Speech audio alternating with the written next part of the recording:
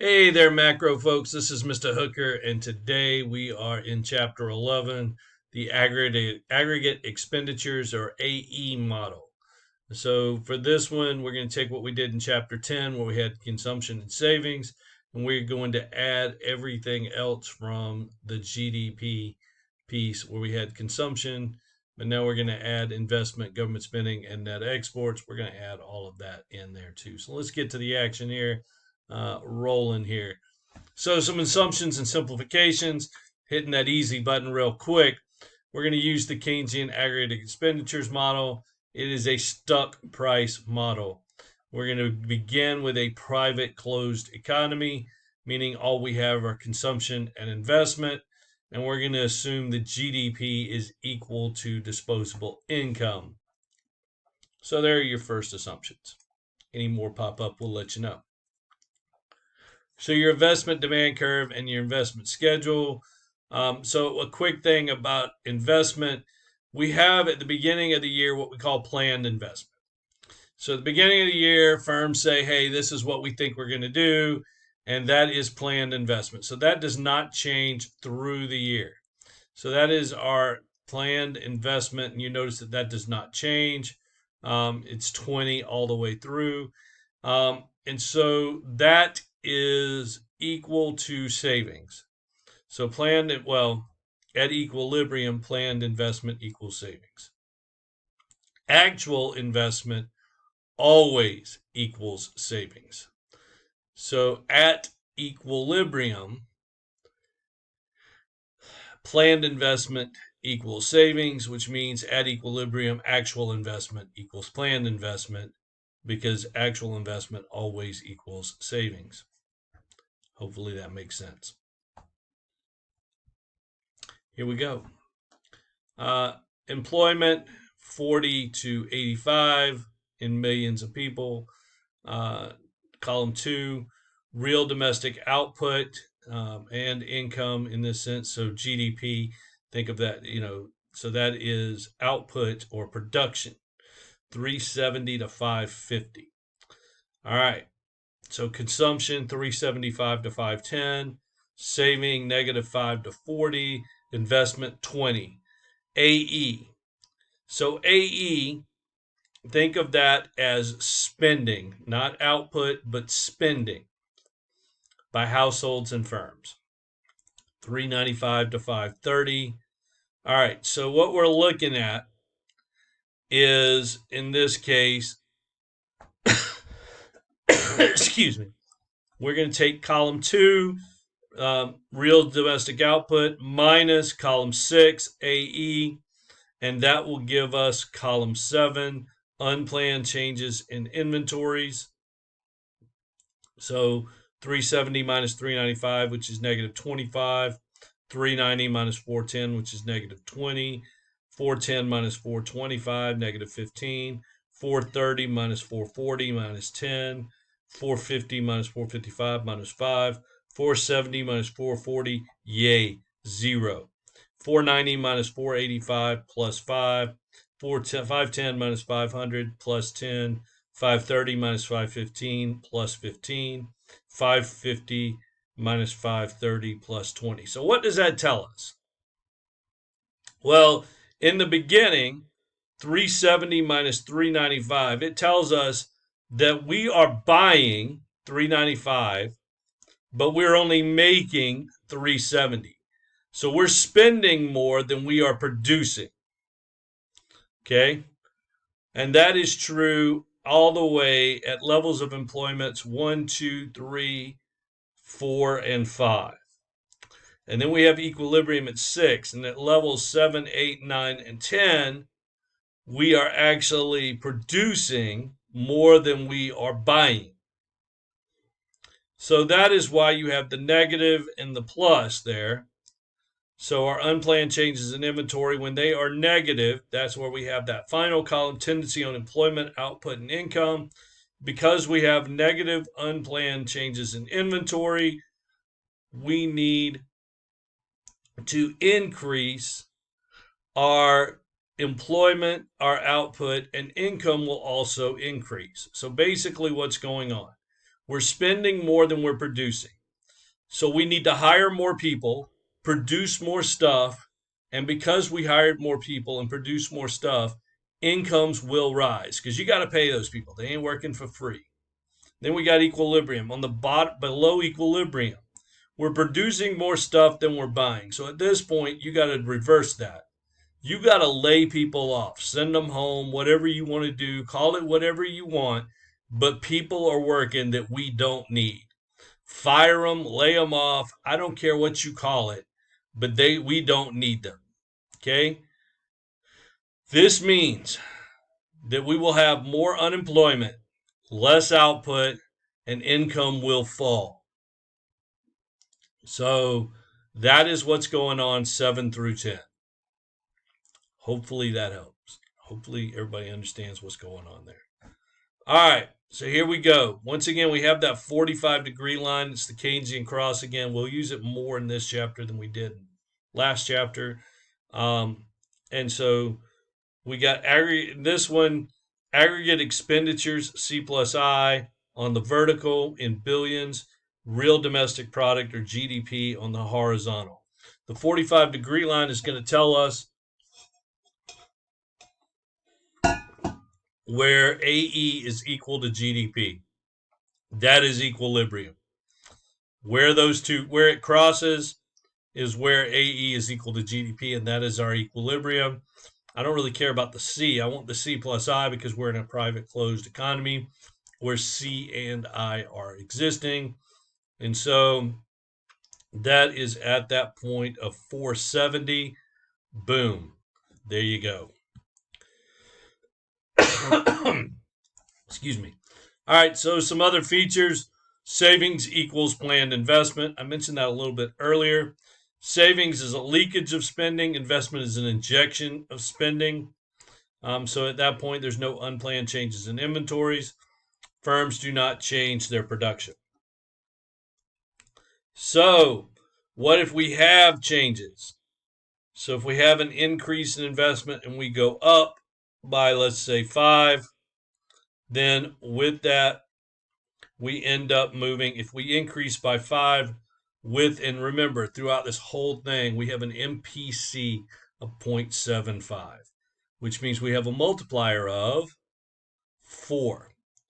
So if I increase by 5 million, I believe we're in millions, right? Billions. So 5 billion times 4 is 20.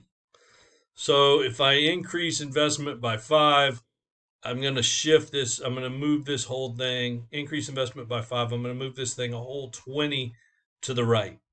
If I decrease it by 5, I'm going to move it a whole 20 to the left. That's just how it's going to work. You have a multiplier of 4. Because you have a multiplier of 4, that is the way this is going to work. Adding international trade, include net exports, spending and aggregate expenditures, and we have a private open economy. So exports create production, employment, and income. We're going to subtract the spending on the imports, so it can be positive or negative. So we have two options. A net exports that are plus 5 and net exports that are negative 5. Okay, so here we go. If net exports are plus 5, it's going to move us from 470 to 490. Once again, 5 moves us 20. If they are negative 5, they are going to move us to 450. 5 moves us 20. So that is how that's going to work for us. So net exports of goods in selected nations. Notice that China and Germany, and China specifically on the export side, really cause that thing to go. So, cause that little wavy line to happen. So China's out there over 400, really close to $400 billion. Is that billion? Yeah. 400 billion in exports. So 350 or so.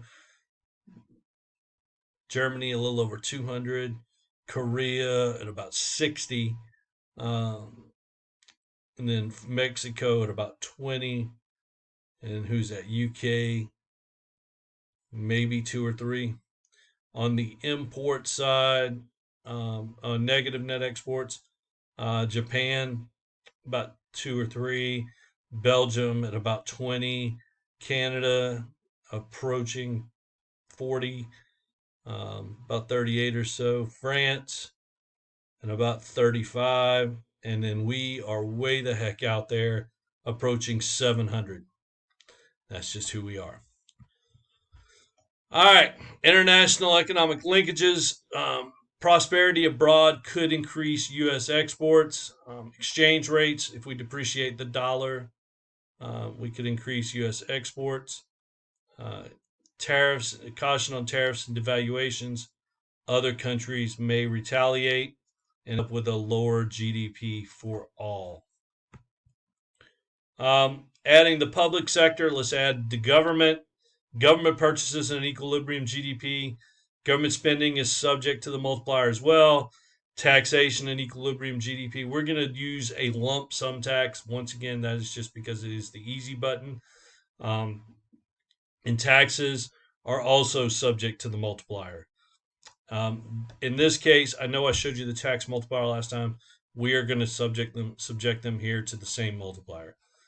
Disposable income is equal to GDP, though. So here we go. Real domestic output and income, there it is. Consumption, 375 to 510. Saving, negative 5 to 40. Investment, still 20. Net exports, we're going to have at 10. Net exports there, another 10. Government purchases at 20. And so now we have all of that going. Oh, okay. So that was exports and imports. Exports and imports at 10. So basically, they're going to cancel each other out. The exports and the imports are going to cancel each other out because you got 10 one way, 10 going the other way. So there was they got an X and an M. All right. And the government purchases are 20. And so now we are out at 550. So that is it, 550 and 550.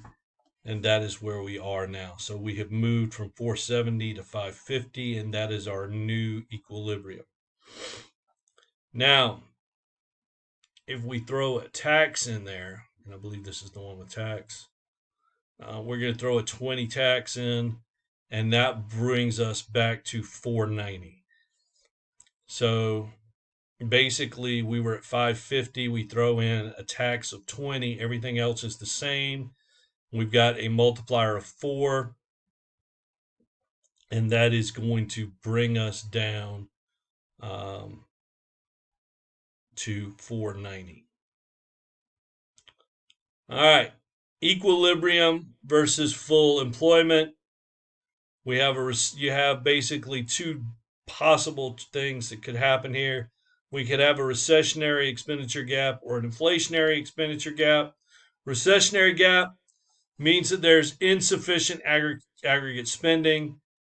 We could have spending below the full employment GDP. The things that you want to do for that is increase government spending and or decrease taxes. You can do both for that. It's been done before and it hadn't killed the soul yet. Inflationary expenditure gap, we have too much aggregate spending. Spending exceeds the full employment GDP. You want to decrease government spending and or decrease taxes or increase taxes, excuse me. No one has ever done both of those. That is a bit too extreme for the economy. It just doesn't happen that way. Not saying that it never would, but people freak out if you increase their taxes, and people freak out if you decrease their government spending. So they freak out on either one of those. So doing both of those would cause some massive freaking out, and don't know that you want to do that to people in a way that would just like mess their minds up. So don't know that you really want to do that. So if we have that recessionary expenditure gap, we're there. Then we need to find a way to make that up and move us back up. We could increase government spending, we could decrease taxes and move us up to where we need to be. There on the left. So boom, move us from 490 to 510. And over here on the right, if we're at 530, we need to be back at 510. We can decrease government spending. We can increase taxes and move us from 530 back to 510. The COVID recession of 2020. The recession began in February 2020. Aggregate expenditures declined. Consumption spending declined. Investment spending declined. We had a recessionary expenditure gap. So the federal government undertook Keynesian policies, lowered interest rates sharply, passed the 2.2 trillion CARES Act. That mostly worked. I won't say that it was fully successful, but it mostly worked. So, classical economics, you have Say's law, which basically says supply will create its own demand. It is basically economics' version of if you build it, they will come. Not saying it always works. The economy self-adjusts, automatically self-adjusts.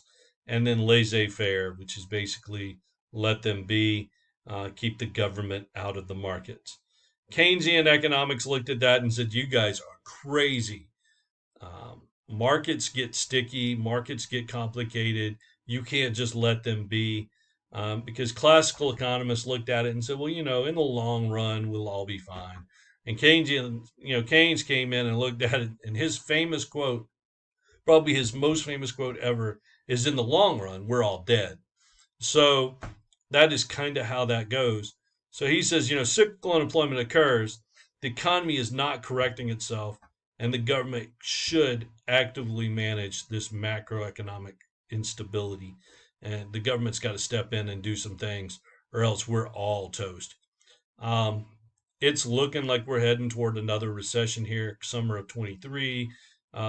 Should, probably by beginning of 25, we'll be in another recession by all accounts.